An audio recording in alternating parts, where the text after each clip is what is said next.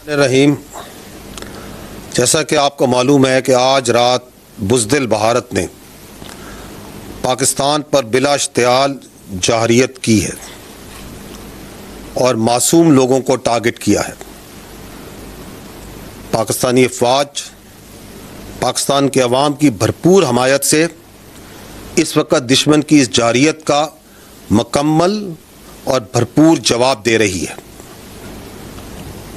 और इसको इस जाहरियत का मुंह तोड़ जवाब दिया जाएगा। मासूम और नहत्ते लोगों को जो निशाना बनाया, उसकी तफसीलात से इस वक्त मैं आपको आगाह करना चाहता हूँ।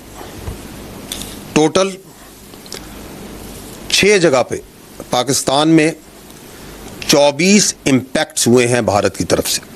ये जो इम्पैक्ट्स हैं मुख्तलिफ तरीक़ों से मुख्तलिफ वेपन्स को इस्तेमाल करते हुए किए गए हैं 6 मकामात पर।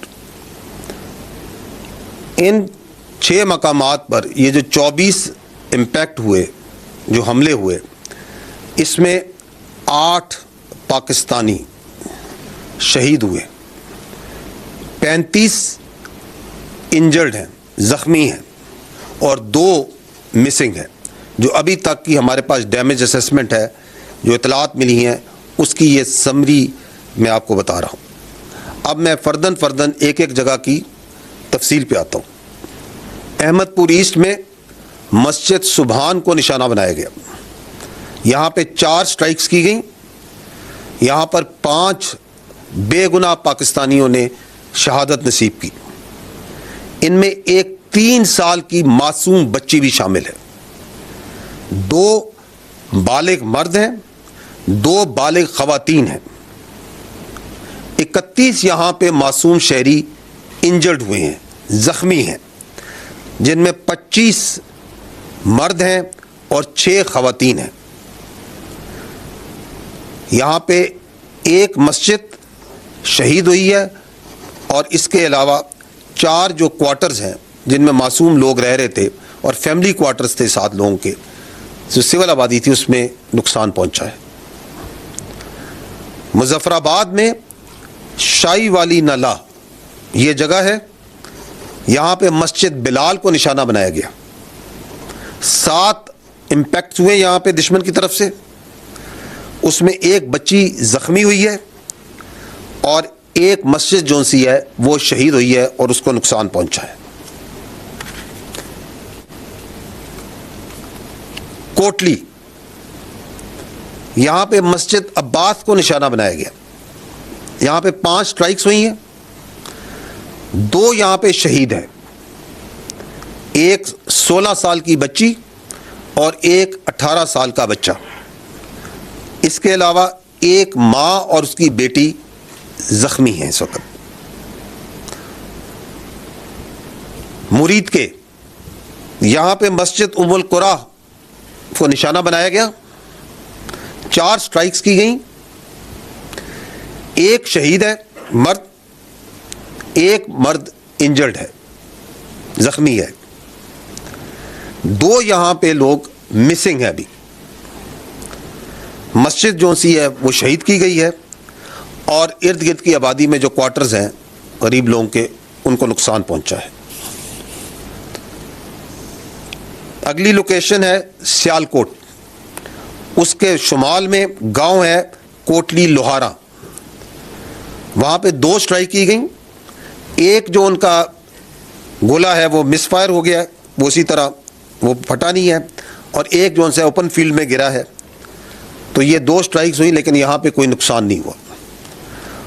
आखिरी जो लोकेशन है वो है शकरगढ़ के करीब, और यहाँ पे भी 2 स्ट्राइक्स की गई, 2 इम्पैक्ट्स हैं ग्राउंड पे। नुकसान कोई नहीं हुआ है। एक छोटा अस्पताल जो डिस्पेंसरी है एक, उसको माइनर डैमेज हुआ है। जैसा कि मैंने पहले कहा कि दुश्मन के इस बुज़दिलाना, बिला इश्तियाल, बिला जवाज़ हमले का भरपूर जवाब अफ़वाज पाकिस्तान पाकिस्तानी कौम की हमायत से दे रही हैं और देती रहेंगी। और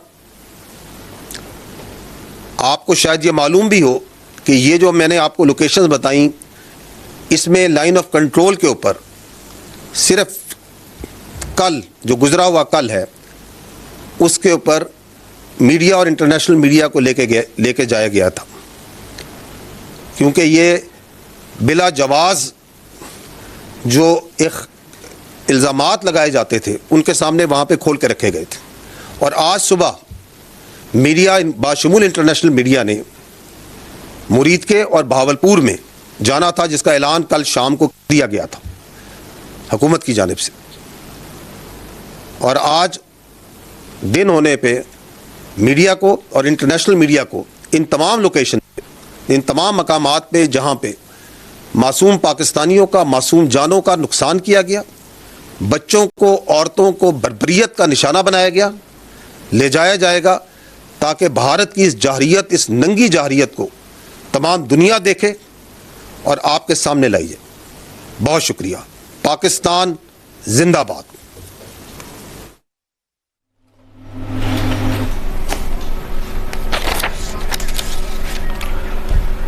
आप DGISPR लेफ्टिनेंट जनरल अहमद शरीफ चौधरी की प्रेस कॉन्फ्रेंस देख रहे थे, जिसमें उन्होंने भारतीय हमलों की तफसील सामने रखी है।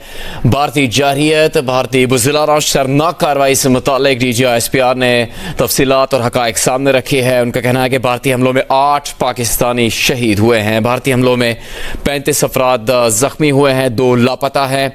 अहमदपुर शर्किया में मासूम बच्ची समेत 5 पाकिस्तानी शहीद हुए हैं। कोटली में मस्जिद अब्बास को निशाना बनाया गया, मुरीद के में मस्जिद को निशाना बनाया गया। 1 पाकिस्तानी शहरी शहीद हुआ, 1 शख्स जख्मी हुआ। DGISPR ने अपनी प्रेस कॉन्फ्रेंस में कहा है कि सियालकोट में कोटली लोहारा गांव में 1 गोला गिरा, शकरगढ़ में भी 1 डिस्पेंसरी को नुकसान हुआ है।